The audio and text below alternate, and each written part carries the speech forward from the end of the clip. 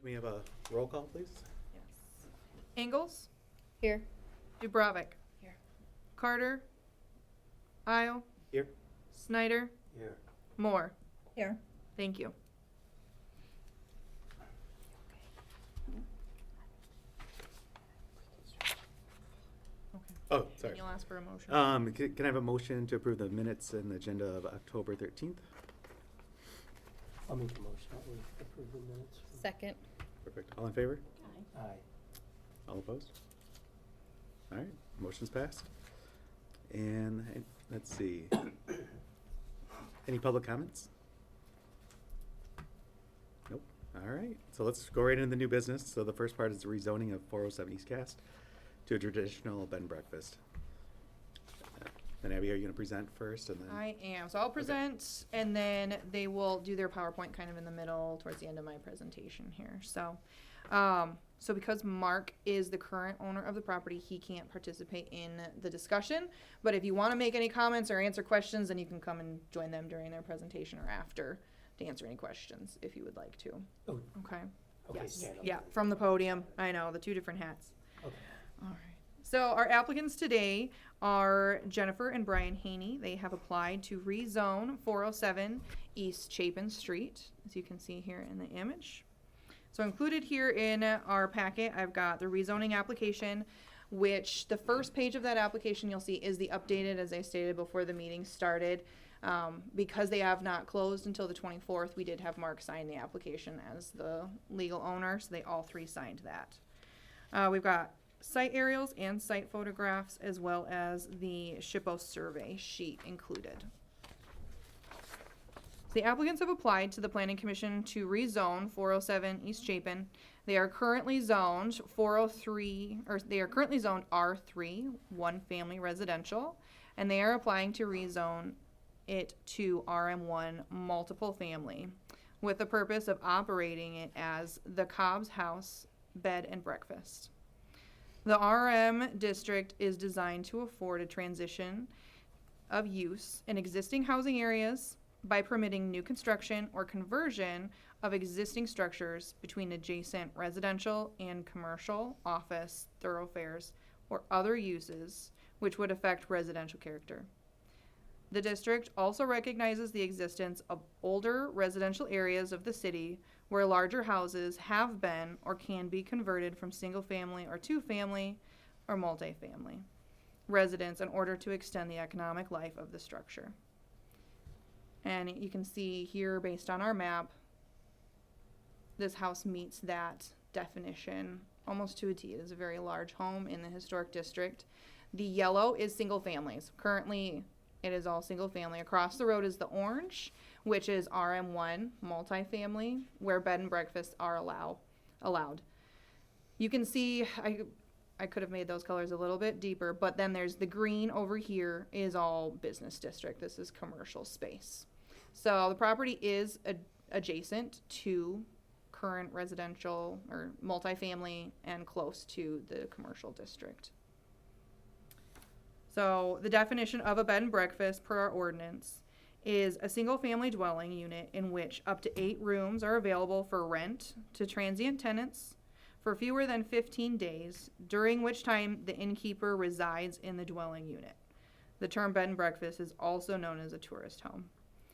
The applicants are planning to rent out 3 ensuite rooms, and they will live in the home. Their vision is to provide a luxurious and relaxing experience while preserving the historical home. Their plan is for the Circle Drive to provide 1 parking space for each ensuite. And if the property is rezoned as requested, they will go back to the Planning Commission for a special land use where they'll give a more detailed list of how they'll meet all the zoning requirements set forth in our ordinance. So for the historical significance, this house is quite significant, as you can see from the SHPO survey sheet. It's the Frank J. Cobb's house at 407 East Chapin Street. It's a 3-story colonial revival home built in 1898 and recognized on both state and national historic registers. It's notable for its I'm gonna say it probably wrong. Mark could probably say it a lot better. Gambrel roof, decorative details, and matching carriage house. The residence was designed for Frank J. Cobbs, a key figure in Michigan's lumber industry and a leader of the Cobbs-Mitchell House. All right, I'm gonna go ahead and turn it over to the Haneys. They have a presentation with some more information to give to you guys, and then after that, you'll be able to ask any more questions that you might have. Hello, Hello? Hi. I'm Jennifer. This is my husband, Brian. I'll run the PowerPoint, but feel free, obviously, to stop me at any time. I'm not going to read through slides or anything, but just stop me if you have questions. So there's the home. We've provided a little bit of an overview, that we're providing this for the Historic Districts Commission and then also for the Planning Commission. And then, of course, we'll update for City Council down the line as needed for this. So this is not our comprehensive business plan. This is just kind of our preliminary plan. We don't own the house yet. We won't own the house until the 24th of October. And also we don't know whether we're going to be able to have a bed and breakfast, a traditional bed and breakfast in this location. So everything is a work in progress. So our intention is to turn this into a traditional owner-occupied bed and breakfast. And, we want to play a really relevant part in the Cadillac community. We want this to be not just a place to invite people from outside of the community to invite them into this historic home, but also to hopefully invite our own community here in Cadillac into this house. So that it can continue to be a showplace for the community. This is my my little dig deep into property history. I'm sure Mark has lots of comments about where perhaps I don't have the property history quite right, because he is a font of knowledge about this property as he's lived there for so long. But it was important. It's very important to us to know as much as possible about the property so that we are preserving it and telling those stories to anybody that we're sharing the property with. This is just a little bit about some of the property features. As many people know, and it's a beautiful historic property. Much care was put into its creation. This is really where we want to focus on in this property, but also into the comfort, bringing comfort into this space and making it a cozy little retreat for people to enjoy. So this is just our vision statement about what we see this property as being. We want it to kind of be a little bit more of an upscale experience for people. There's only 3 rooms that we're currently looking at to have people come and stay. So it really is a boutique experience, something that you really are just want to come and stay and read a book by a fire, or stay in your cozy room. And then come into the downtown area to shop, to go to restaurants, and to enjoy the Cadillac area. So it's been very important to us that we're not going to do something that is not in keeping with what people in Cadillac or Cadillac area would like to see here in this town. So we did reach out to most of you. We reached out to everybody, but I believe that we got to speak with most of you previously just to get a temperature check before we even started going down this path, because it's important to us that people understand what we want to do, that it's also that people on the Historic District Commission felt like it's in keeping with the district, this historic district itself, and that we weren't going to be doing anything that was kind of against what kind of your philosophy was as a Historic Districts Commission. We do think that this would add value to Cadillac. It would bring in, we think, a different type of tourist to the area. People who, like us, we've often looked for just, cool places to go that were a little bit different, a little bit really where we just kind of stay where we're at for a little bit, explore the area, but have a really cozy place to stay when we come back at the end of the evening. And so, that's a little bit different than some of the places here. A lot of what we have, well, I say we're not here quite yet, but we're very invested. But a lot of what I see here is very family oriented. We like to stay at Mackinac Timbers when we come because that has such a great vibe and it's just a really cozy place to stay. But this will be a little bit different than some of the other places that are offered here currently. So we are both originally from Indiana. We actually met in Chicago, though. We've both lived in Chicago for a long time. And we come from kind of creative backgrounds. We met working at an advertising agency. My husband works in marketing. I've worked in events, theater. I was an aerialist for a while. We have he's a musician, we have a lot of different kind of creative endeavors that we've both done throughout our lives. And one of the things we really have always like to do is to share our own home with people. And we actually throw dinner parties, and we really enjoy that. And so this just is something we've dreamed about for a really long time. We've been coming up to northern Michigan for years, and so we're just kind of excited to hopefully be going down this path now. So this is just me. I work at the University of Chicago currently. I have some design experience. I would be doing some marketing. I would really be the one who's doing a lot of the day-to-day running of this. Right now, we're really thinking that we're not even hiring anybody to clean rooms or anything like that, or make meals. It's just going to be us, it's going to be us. And maybe down the line, if we're doing okay, we would add somebody. But Brian is our cook. Believe it or not, he cooks. I do not cook. So he would be doing our breakfasts in the morning. He's a very good cook and making our treats for snacks or whatever. So that's our dog, Tilda. He works in advertising and he works remotely, so he'll be able to do that, do the meals in the morning. So the bed and breakfast, so like I said, our target market is a little bit different. If I'm talking too fast or you need me to stop or you want to ask questions, please do. So just people looking for a little bit of a respite. A creative retreat maybe is something that we really think would be great. Really looking for just a little break, right? A little relaxing retreat, peaceful experience. Again, we would follow within the, any time limits that are needed. So if it's 15 days or less, then that is absolutely what we would be following. Most people who come to bed and breakfast do not stay anywhere near that long. I would say typically a week is a really long stay for anybody coming to a bed and breakfast.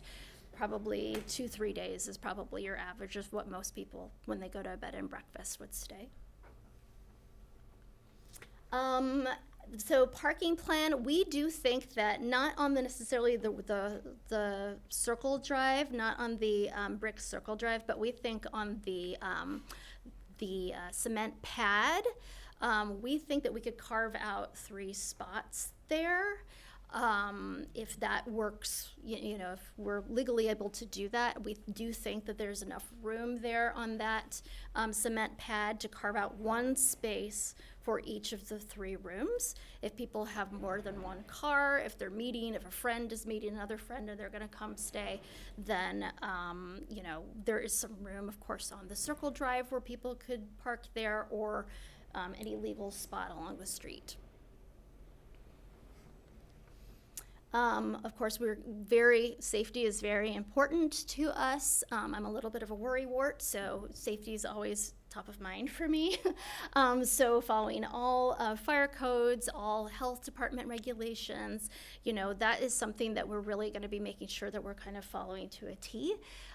So we just wanted to make sure we're kind of calling out that, obviously that's important to us. So we'll be following any codes and recommendations that would be needed for this type of property and having guests. So we were asked to provide kind of our vision of what some of the rooms and would be, and so we've provided that here. So here is the first guest room. We're calling it Maud. Maud was Frank J. Cobb's wife. And so right now we're calling this room Maud. So this is, I believe this is the largest room, largest bedroom. And so this is kind of just an idea of what we like. So nothing is like super traditional, like, or it's traditional, but it's like more comfort traditional, not like period for the house necessarily. To us, we want that. I think the architecture can stand out on its own, and then we can just make it cozy and like a place that people really want to just land at the end of the day. We're calling this room the Groovy Room for the famous Groovy tile that's on a couple of fireplaces. And this one, we're kind of making it, maybe it's the smallest of the rooms, make it a little more vibrant. It's really a regenerative room. And then Frank. So this was named for, right now we're calling it the Frank for the original owner and builder of the house. And then this is also kind of more of a natural aesthetic, so it's kind of an escape from the noise of your daily life. So these are just kind of the vibes that we've been thinking of for these rooms. They all have en suites, so they all have their own guest baths. So we are wanting to make sure that we are both renovating with them, with honoring the historic elements, but we also want to introduce some more modern amenities. If it doesn't have, for instance, if there's not a shower, we might look to see if we can put a shower in. Also for safety reasons, clawfoot tubs for everybody, that's not necessarily going to be a safe thing for people, and that's important to us. So we, have looked around a lot at the other Cadillac accommodations, and I just think that it's important for us to state that's not our intention to take away business from any other businesses here in Cadillac. I think we all everybody can do our own thing. We actually were just texting back and forth with Kim at Mackinac Timbers today about it, and she was very sweet about, not to speak for her, but she was just being very kind about it. And and said something that I really believe, that we both really believe, that, we can all support each other, and that we can, it only makes us all stronger. So, and that's really our intention, not to take business away from anybody, not to say anybody's doing anything wrong with the way things are, not to change anything, but to add value. And then we were asked to kind of provide a map, and so I just Google mapped it, some of the other accommodations here. And so there are short-term rentals, so like Airbnbs, there are chain hotels and motels, resorts and local motels, cabins. So there's lots of different things. There has been nothing that we've seen, and I've looked a lot, that's here, that's near here, that is like what we want to do. So, which is why if we were doing something that lots of people were doing and it didn't seem like it was a good idea, then it would be silly. But we feel like this is an area that we love to come, and we do like the idea that Cadillac is in the middle of everywhere. We loved that phrase, and it's like an hour away from everything. And there's so much here as it is too. And I really hope that we're bringing more people in, because we've fallen in love with Cadillac. So. So that's kind of it for now.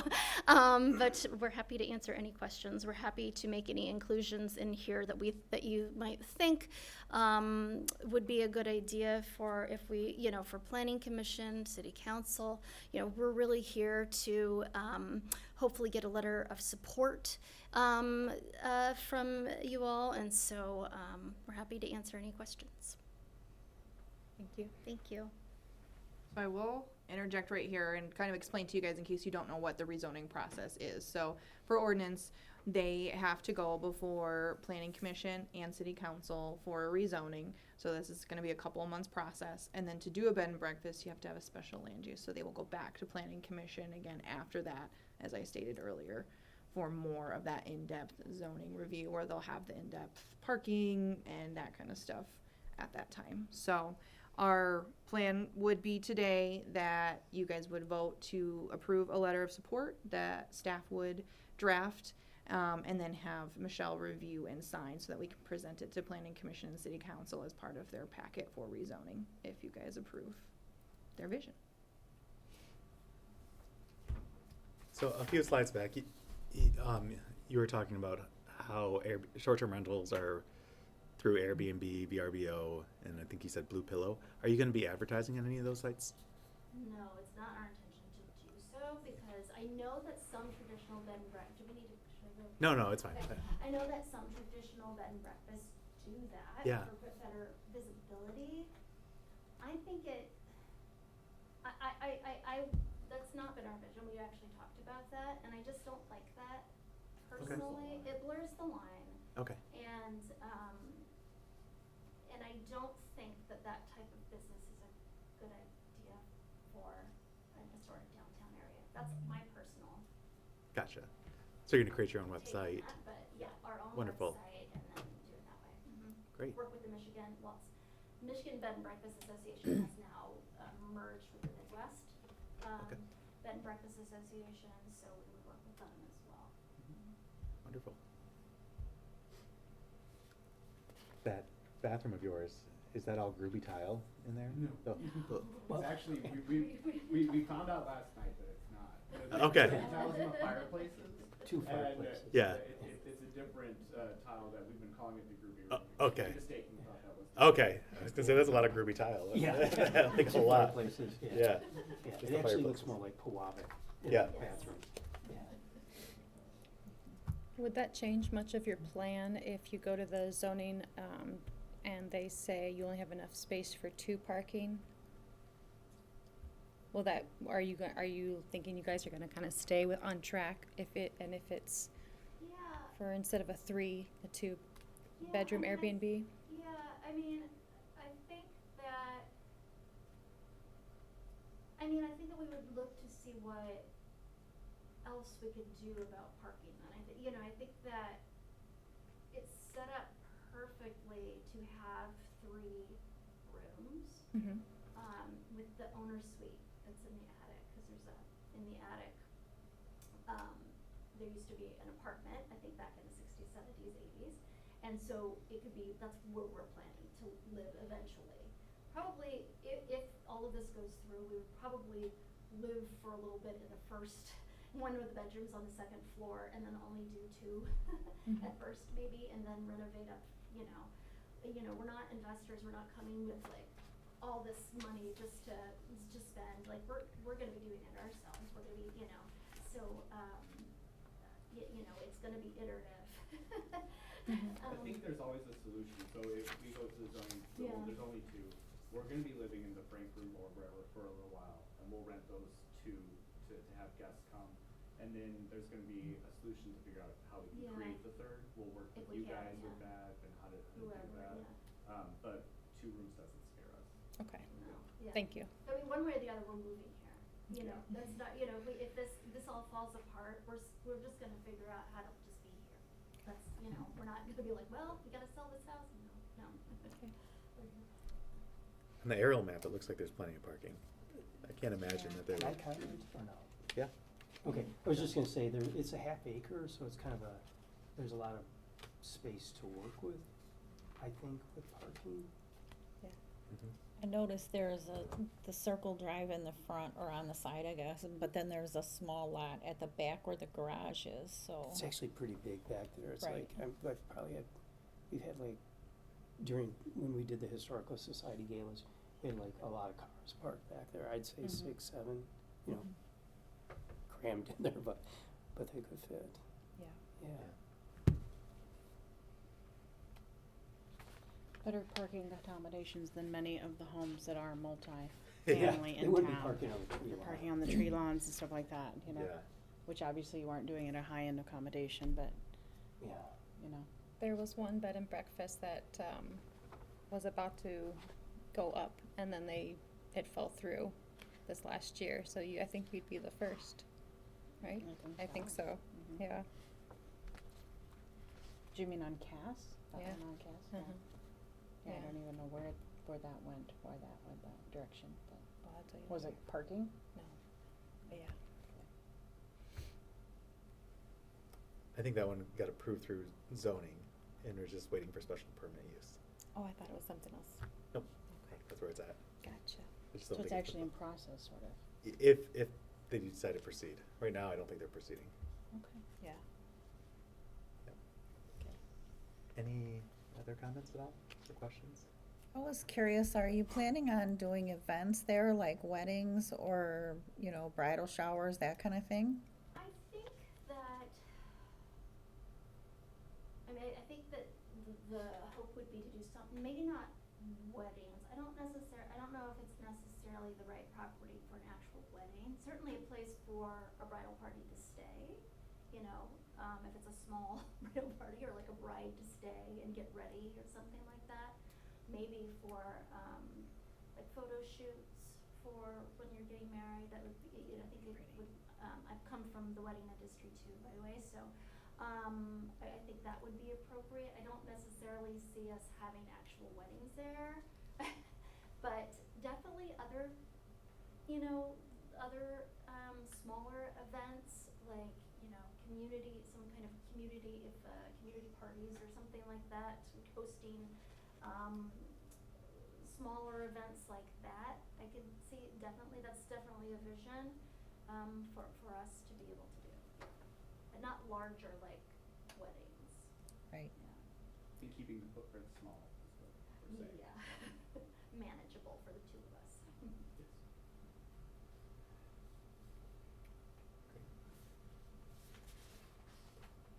All right, so any other questions, guys? All right. No. So is there a motion for a letter of recommendation for 407 East Chapin for rezoning from residential to RM1 to present to the Planning Commission and City Council? I'll make the motion. You can't make Oh. the Good second. Okay. All in favor? Well, we John probably should can't do roll make the call. motion because you're the chair today. You're right, I can't. So You're right. somebody else has to be the first. Do you want me to read what it says? Do you want to make the motion? Sure, I can make it, but do you want it in specific language or? Oh, no, I mean, just As the. you've said, As I make a stated. motion as John has said, The letter of to provide a recommendation. letter of recommendation. Perfect. Okay. Would you like me to do roll call? Yes. Ingalls, Yes. Dubravik, Yes. Isle, Yes. and Moore. Yes. Thank you. Mark can't vote, so Motion is passed. thank you. Thank you guys so much. Thank you. I think it's gonna be a wonderful bed and breakfast. And I hope you enjoy being here. Yep. I appreciate it. And thank you guys for Thank you. hearing everything, and if you do think, as you think there's something else that you think we should include, when we're Yeah. talking to the planning commission that we did today, 'cause this is the first time presenting it, just let us know. But we wanna build this, we wanna be part of the community. This is my spiel since I don't get to talk. I know. But we appreciate you guys, so thank you. Maybe it would help if you say you want to be civically involved by we always have people needing to rotate through but being participants on the Historic District Commission, for instance, or the Historical Society, things like that. Saying you're ready to jump in. They've be on already those been boards. asking those questions. I'm sorry? They were already asking those questions about how many vacancies we had, so. I think two more. And I just want to say that when I first met the both of them, they're very eager, very exciting. They have done everything that I kind of went over and asked and just briefly talked about you right when I started my position here. So they were kind of in my, I think my first week here or something like that, they came in. And so we just went over that. And I think just having that type is a need here in Cadillac. And it also is certain types of people that go to bed and breakfast. And I've always enjoyed them. So it's very exciting. And so then I can tell too, by word of mouth, that's how it's going to spread. Absolutely. So good luck to you. Yes.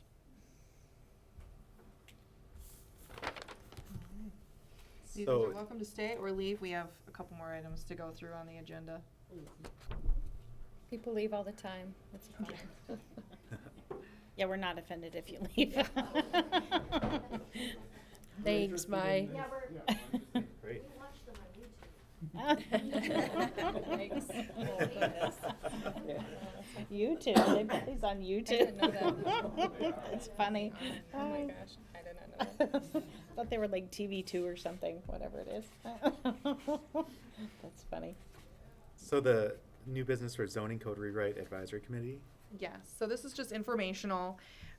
So we recently hired a consultant to help us finish the zoning code rewrite, which you guys are aware we've been doing for a couple of years. I know John and I have come and talked to the board about a couple different things over the years. So we've hired a consultant with a grant and city council approval to get us through these last 6 to 8 months and get it finalized. Part of that is they have recommended that we create an advisory committee of about 12 people that will help us give different various points of view and to take into consideration all of our different development and planning boards and commissions. So we've reached out already to the chair of each board and commission. So Michelle has agreed and she's going to be sitting on our advisory committee. Michelle So Carter. Michelle Carter, your chair, yep. She is on vacation, but she did agree. We've communicated already. She's going to join our advisory committee as a delegate for the historic district and keep that and give us just those different viewpoints, right? So that we have those various key perspectives. So they are going to be, she'll be participating in 4 meetings throughout the next 6 to 8 months where we will get together and talk about the direction, some hot topic items that are key things in the zoning that we're going to be redoing or rewriting. They are open to the public, so the meetings will be announced, posted on our website, and we'll probably notify the boards and commissions of each meeting.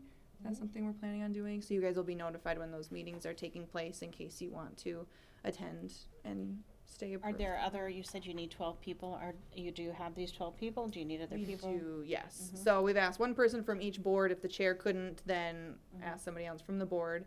So yes, we have picked out about 12 people. Each of our, planning, DDA, some developers. From all different commissions and- aspects, yes. Okay, that are, Yep. Mhm. Zoning Board of Appeals, Planning Commission, yep, Joint Planning Commission, Mhm. yep. Couple developers, yeah, so, Chamber of Commerce, Visitors Bureau, yep, We tried tourism, to yeah, all of that. create a very diverse group of people to help voice those opinions. But if Michelle's ever not able to attend, we may ask her, if there's somebody else that could attend or, bring that opinion or represent the HDC at those meetings. okay. So that is happening. She'll be participating and we can give updates on things as we're going through.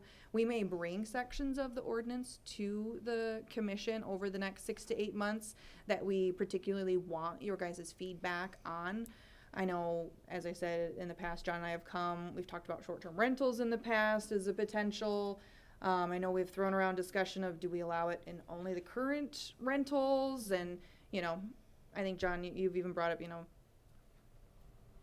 it brings in money, right? People who own short-term rentals are investing back into those homes, which we like to see in the historic district. So there's a wide range of ideas. You can approve, not approve, and just, potentially having that input. So on this committee or these meetings, will you send out emails like when these meetings are or a list of the agenda, the dates yes. for those upcoming? So each time we meet, we're meeting about every other month. We'll be meeting here on October 29th. I believe at noon is Mhm. what we set. We had to change That the time. Here, over. Yes, all of our meetings are going to take place at the new well field on 44 Road.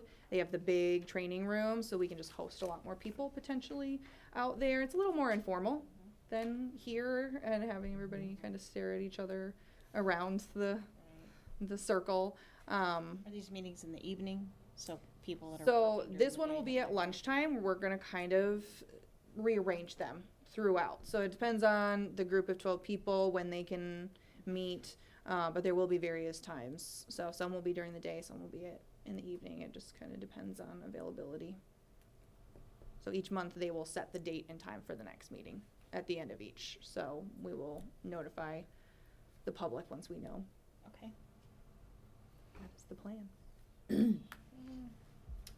Is there any old business? I don't believe there is. The streets. Turn it. How are we doing with the streets? Yes. Do you have any more information? So the survey. Uh-huh. I sent out the newsletter, and included in that was the survey. I did not ask Danielle how many responses we had. Last week, they had only hit the mailboxes for like 4 days, and we already had like 5 or 6 responses. I didn't ask her. I forgot to ask this morning at our staff meeting how many responses she had gotten. We have not launched that live until today. So now it is live on our website and on the Facebook page. We kind of wanted to just get it out to the historic district and like assess what everybody there thought about the streets, and before we open it up to everybody as well. So we're getting feedback with that survey, and we recently met, was that in September? You guys had Walkability come? Yep. And they visited the 3 sites and helped our engineer and our team here form a plan of action. They gave recommendations for each of the 3 projects to help make our applications as strong as possible so that we can go to the federal TAP grant program to ask for money. I do know our plan is the first application will be the historic roads. I believe that application will go in the spring. Is that the time frame? Yep. Okay. I'm not on that project on the day-to-day, so Mm-hmm. I don't know all the ins Okay, and outs. well, let me know everything about the Yes. roads. I know. We're very excited. We had great feedback from everybody. We're hoping to have great feedback from the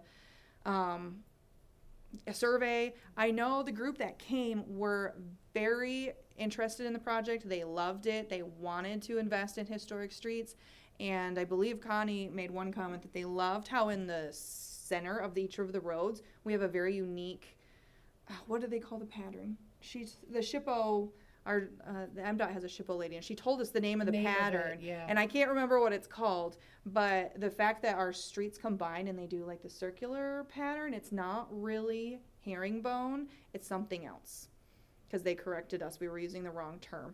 It's very unique. So they were very excited Oh, so to that's see something like how preserving. they were Yeah. laid. More unique. And they said, if we were to approve it, we absolutely have to lay it back down in the exact same pattern. So, yeah, which was something we wanted. So we were excited to hear that they were in agreement. So they all think it would be a very good potential, like, project for this federal So the grant app will go program. through in the spring. Once it goes through, when do you hear anything about it? Probably 3 to 4 months. Usually Yeah. takes a while. for Typically, them it's to go about through. 4 to 6 months for the state and federal grants. They'll go through and they'll do an initial score, and then usually we'll have time to go back through and improve our score, and then we have like a month or so to do that, and then resubmit, and then several more months will go through before we find out if we get it. That's how they typically. That's crazy. I know. Okay. It's a long In the process. meantime, maybe take some pictures of our horrendous potholes, some really good ones for the application. But we need something filling those potholes, because it's right outside our office, and it's like driving through Bosnia, you know? So tell Ken Payne, All right. I'll ask them if put something in there for the next what they have. winter, you know? Yeah, for the winter. I know they've You been have to be a painting good lines driver and to potholes. dodge. They're The ones right amazing in front of your streets, but- drivage are pretty deep, Gwen. Yeah. The back of your hand now. Yeah, yeah, you know exactly where to jet and jerk, because I drive fast. You got- Is that the only old business? It looks like it. Any comments from the commissioners? No. Any public comments? Okay, all right. Anybody want to make a motion to adjourn? I make a motion to adjourn. Yeah, second. All right. We are adjourned. Thank you.